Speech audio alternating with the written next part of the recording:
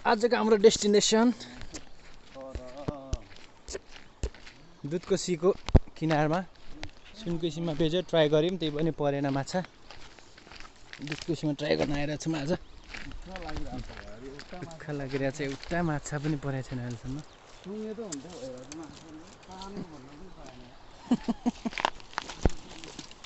जसकोमा तान्छ त्यसले चाहिँ पालै पालै बोलाउने है। आइज कस्तो झड्का हान्दैछ भन्दै।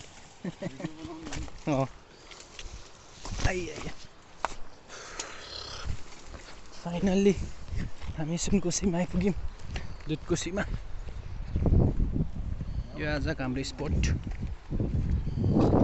ठिक छ त, यता पनि राम्रो छ त खेवा त।